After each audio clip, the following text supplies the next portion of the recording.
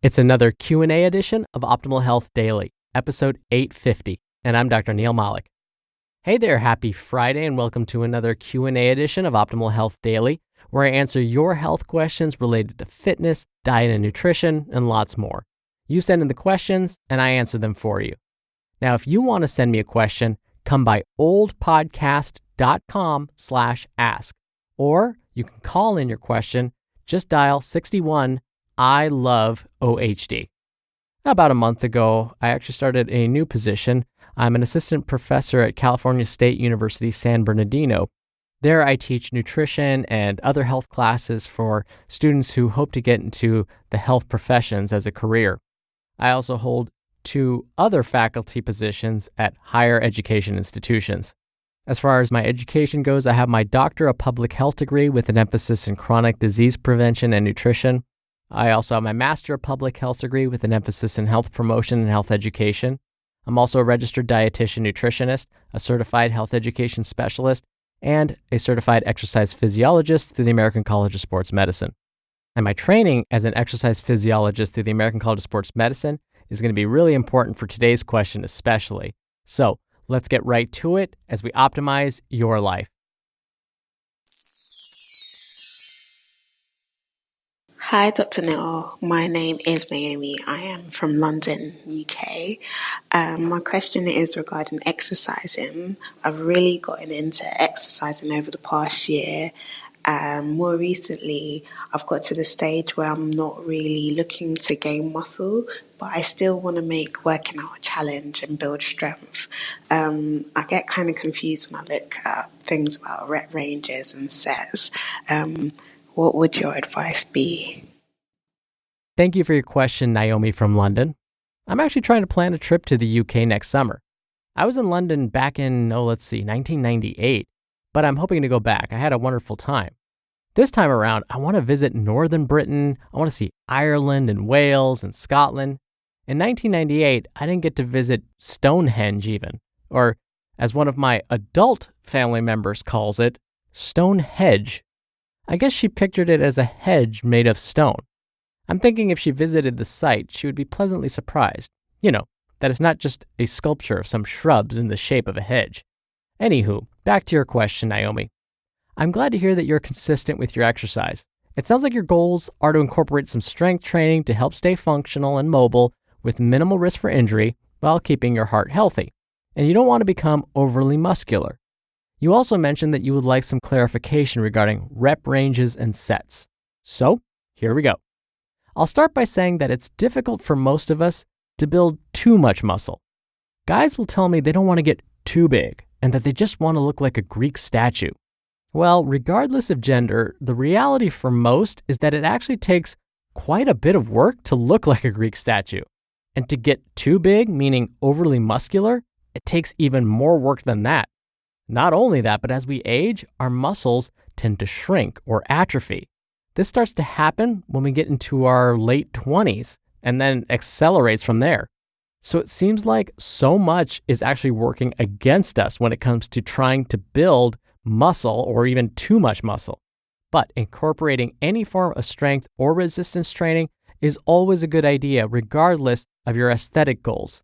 That's because these types of exercises help strengthen our bones, which is super important, especially as we age. And luckily, the American College of Sports Medicine, also known as ACSM, has some recommendations for those that would like to incorporate resistance training, but more for overall health and fitness, as opposed to building all of that muscle. But before I get to that, I want to be sure I'm clear about the terms sets and reps. Reps is just an abbreviated version of the word repetition. Repetition or reps refer to how many times you repeat a movement. For example, how many times you lift a weight before putting it down. So let's imagine you're performing some resistance training. Imagine you're holding 20-pound dumbbells in each hand. You decide you want to perform some shoulder presses with those 20-pound dumbbells. So you lift the dumbbells so that you're holding each with your palms facing forward near your ears, the starting position for a shoulder press. Once you're set in this starting position, you then engage your shoulders and press your arms over your head to full extension. Then you bring the weight back down to the starting position near your ears. The act of pressing the weights over your head and bringing them back down to the starting position would count as one repetition, or one rep. But because that first repetition was easy, you realize you're able to lift the weight, let's say another 7 times before you put the weight down to rest. This would mean you performed another 7 repetitions, or 7 reps. So you just lifted the weight 8 total times. Remember, you lifted that weight the first time, but that was so easy, you lifted it another 7 times. 1 plus 7 equals 8. All right, so after lifting the weight 8 total times, now you're feeling tired. So you put the weights down, you shake out your shoulders, and rest for 30 seconds. We would then say that you completed 1 set of 8 shoulder presses. Another way of saying that would be you completed 1 set of 8 reps.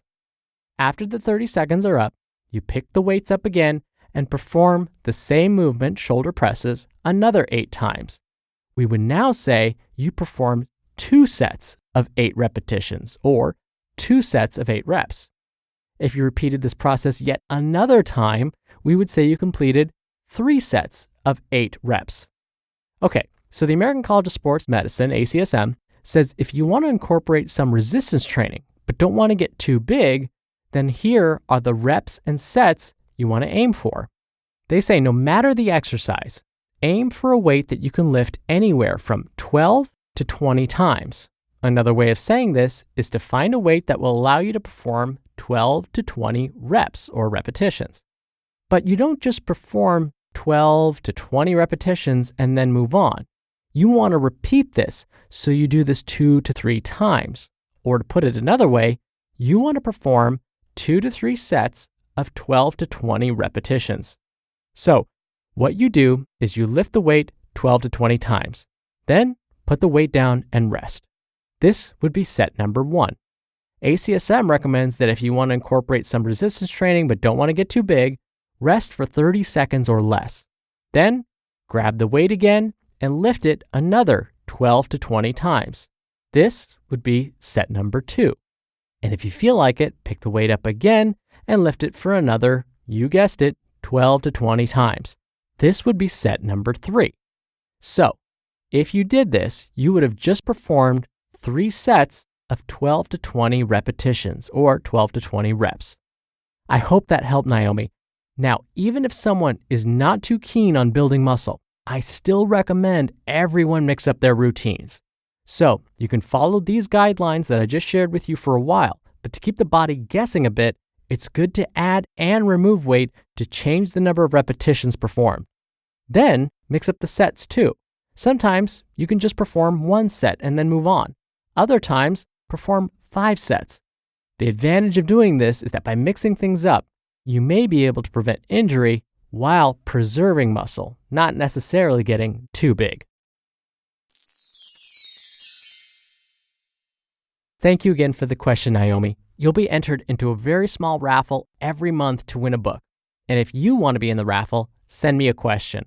Just come by oldpodcast.com/ask. You can record right from your computer's microphone. It's really easy, and you can even play back your message and do retakes before sending it in. Or you can do it the old-fashioned way and call in your question. The number is 61 I love OHD.